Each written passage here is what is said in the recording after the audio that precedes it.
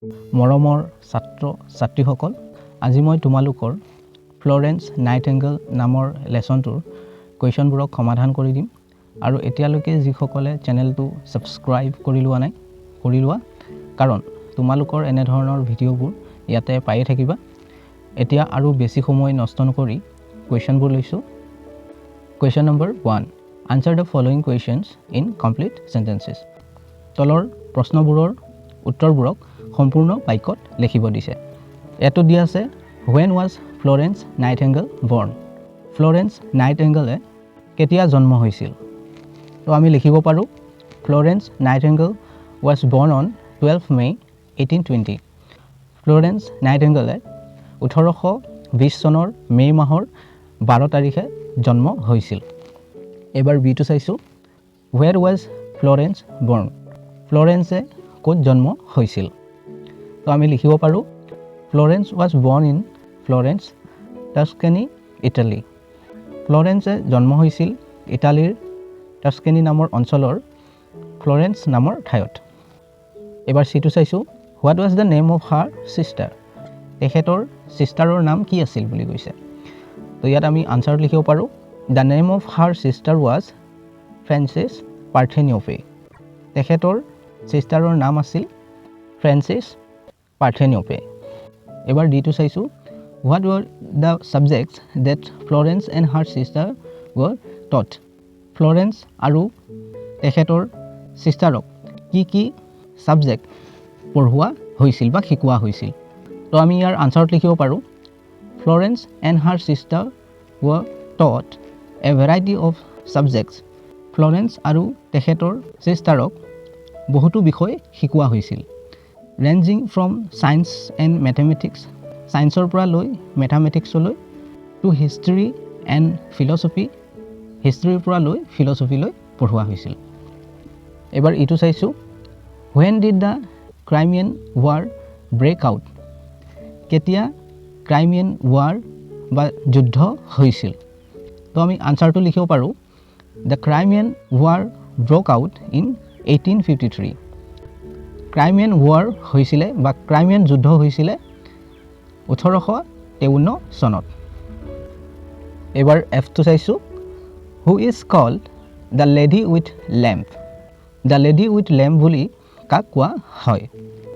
ইয়াৰ আনসাৰটো আমি লিখিব পাৰো, Florence Nightingale is called the lady with lamp. Florence Nightingaleক the lady with lamp বুলি কোৱা হয়। এবাৰ জিটো চাইছো, when and where did Florence die? কেতিয়া আৰু ক'ত ফ্লৰেন্সৰ মৃত্যু হৈছিল? ইয়াৰ আনসাৰটো আমি লিখিব পাৰো, Florence died on 13 August 1910 at Mayfair, London. ফ্লৰেন্সৰ মৃত্যু হৈছিল লণ্ডনৰ মাইফেৰ নামৰ ঠাইত আৰু কেতিয়া বুলি ক'লে 1910 চনৰ আগষ্ট মাহৰ 13 তাৰিখে। এবাৰ কুৱেশ্যন নাম্বাৰ 2 টো চাইছো, how was the condition? অৱস্থা কেনেকুৱা আছিল of the wounded British soldiers? আহত হৈ থকা ব্ৰিটিছ সৈন্যসকলৰ অৱস্থা কেনেকুৱা আছিল বুলি কৈছে। ইয়াৰ আনসাৰত আমি লিখিব পাৰো, the condition of the wounded soldiers were very bad. যিসকল আহত সৈনিক আছিলে সিহঁতৰ অৱস্থা একেবাৰে বেয়া আছিল। they were sleeping in overcrowded and dirty rooms. আৰু সিহঁতে ভিৰত আৰু লেতেৰা ৰুমত শুব লগা হৈছিল। they didn't have blankets. সিহঁতৰ ব্লেংকেটছ নাছিলে।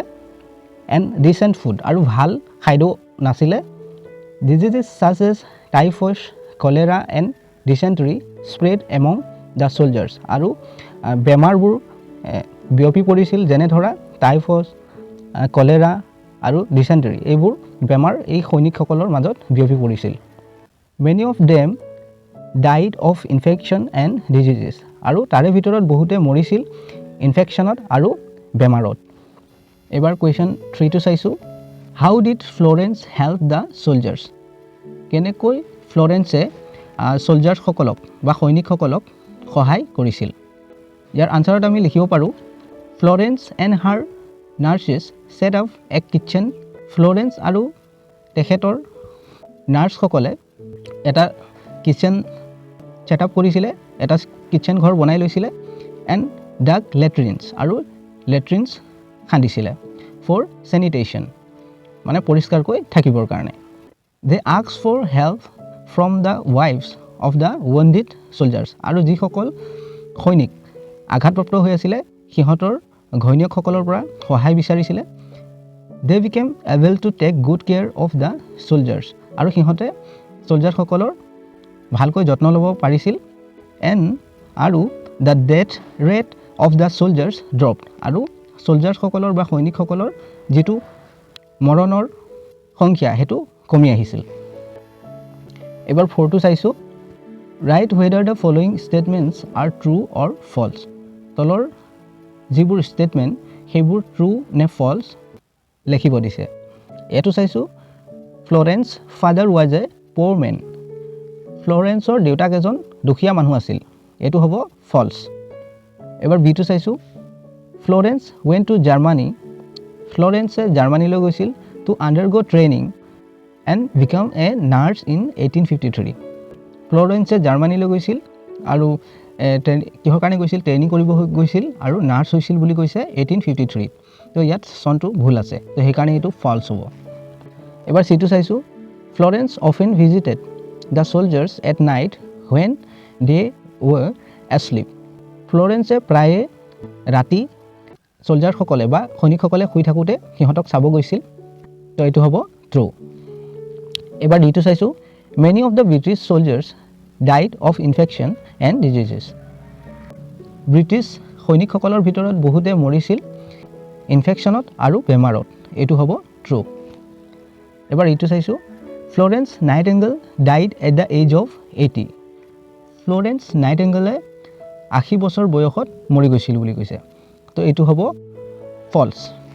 তো মৰমৰ ছাত্ৰ ছাত্ৰীসকল আজি মই তোমালোকক ইয়ালৈকে সমাধান কৰি দিলোঁ সমাধান কৰিবলৈ ৰৈ যোৱা এক্টিভিটিবোৰক পাছত সমাধান কৰি দিম আৰু এতিয়ালৈকে যিসকলে চেনেলটো ছাবস্ক্ৰাইব কৰি লোৱা নাই কৰি লোৱা কাৰণ তোমালোকৰ এনেধৰণৰ ভিডিঅ'বোৰ ইয়াতে পায়ে থাকিবা ভিডিঅ'টো ইয়াতে সমাপ্ত কৰিছোঁ ধন্যবাদ